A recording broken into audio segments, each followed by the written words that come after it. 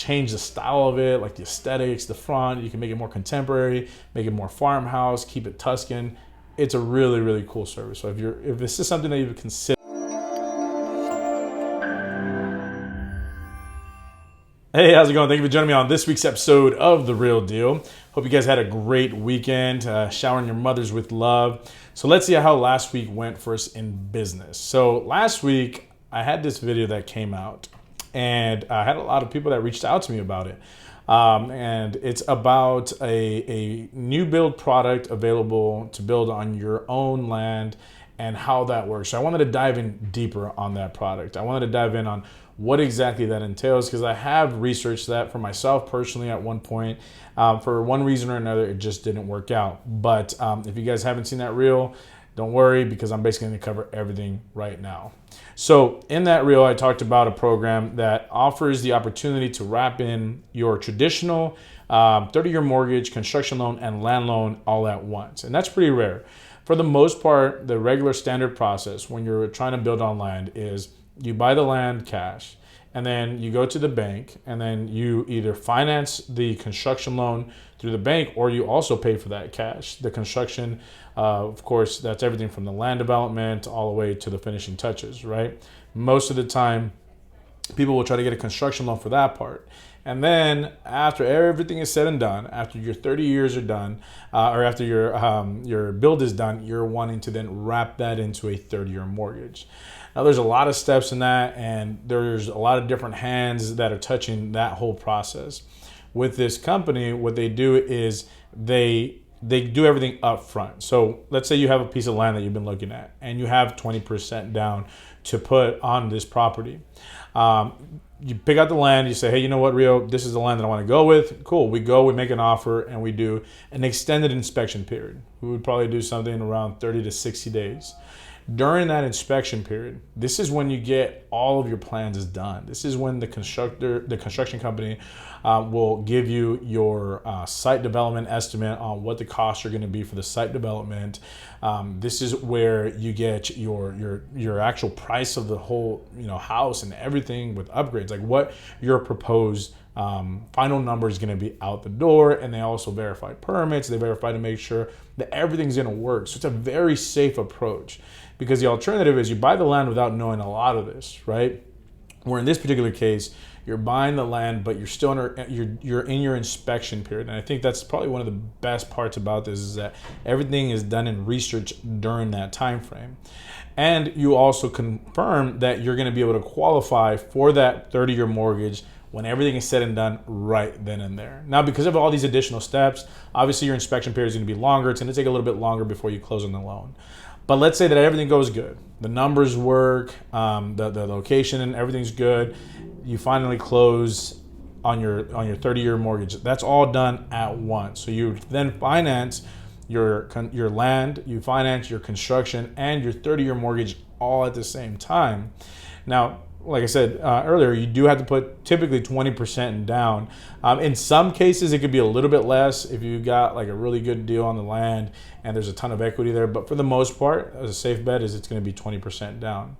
Now, because of this process and because there's definitely a shortage in labor, I would anticipate this being about a 12 to 18 month process from start to finish. So obviously, if you need to sell your house in order to have the down payment to put 20% down, then you're going to have to get into a long-term rental at least for the next 12 to 18 months, maybe even 24 months, just to give you plenty of time to get everything situated.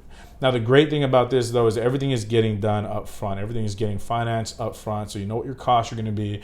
You know what your monthly payment's going to be when you're done with the construction loan, and it just makes the whole process a lot smoother. The requirements are a little bit more restrictive than your typical mortgage, because obviously it's a much more drawn out process, and it's obviously a higher risk process.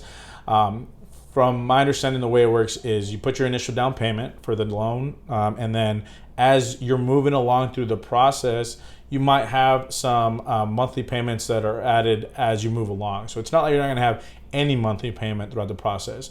You basically find whatever you finance, and every time you're getting work done on the house, when there's these big draws that are coming out to the general contractor or the construction company, you're essentially at that point you're increasing a small percentage every month to your monthly payment till you get to the final part, which is your 30-year mortgage, which is your regular monthly payment from that point on. So it's a really good product.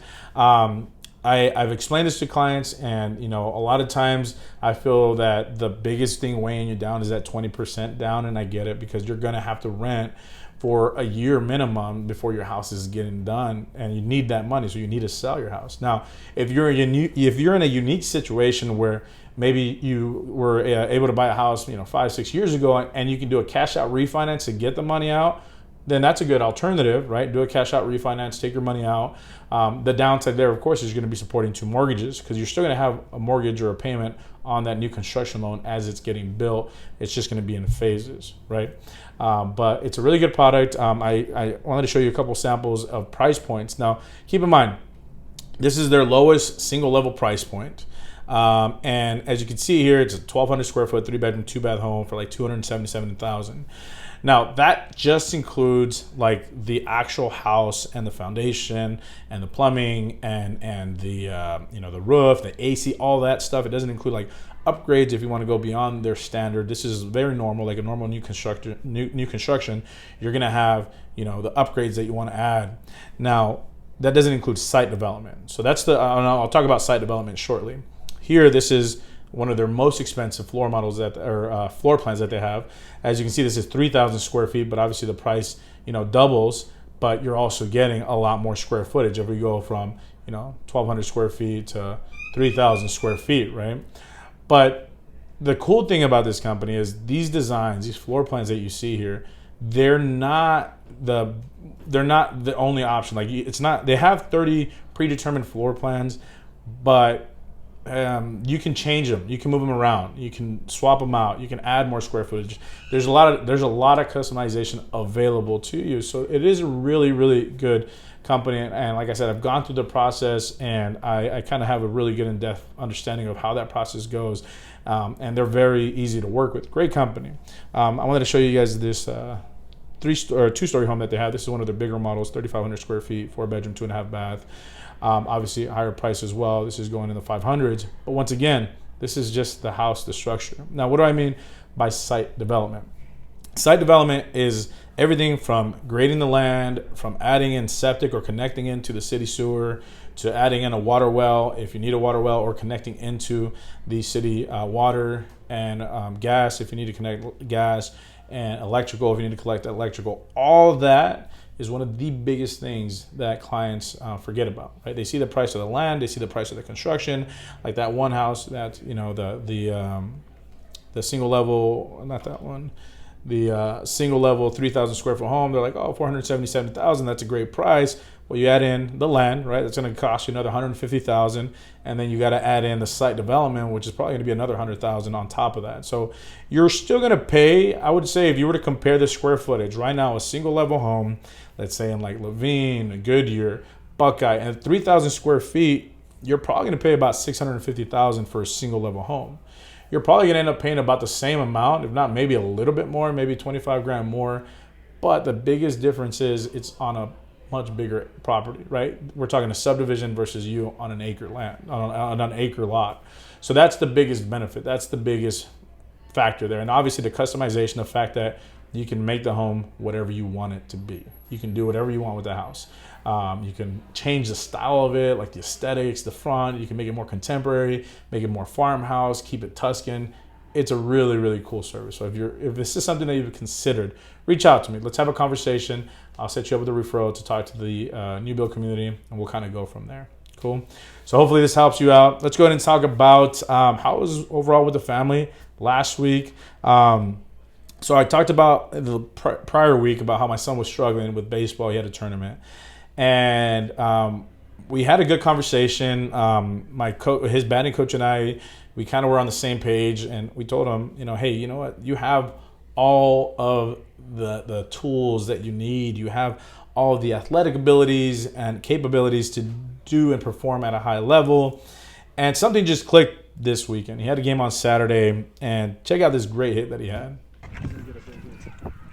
Boom! Just like that. Good hit, kid. So that was a line drive straight to the fence. And he had two like that. I didn't capture the first one. The first one was actually over the fence. So it was a home run. Technically, it was a home run. This field's a little bit smaller than the traditional fields that they play on. So I didn't count it as a home run for between him and I. Like, his team counted it as a home run, but the standard that I have for him is higher. I told him, hey, dude, on a regular field, that's not a home run, but that's still a third. That's still a triple or even an inside the park home run, because if that fence wasn't there, that ball's gone. There's nobody in right field, and that's something that he's been working on. He's been working on batting to the right, opposite field, because most people don't expect that since he's a right-handed batter. Overall, he's doing great. He has some more games scheduled. He has a game today, and then he has some more this weekend. So I'll keep you guys updated and I'll see how he's progressing, but he's doing really good.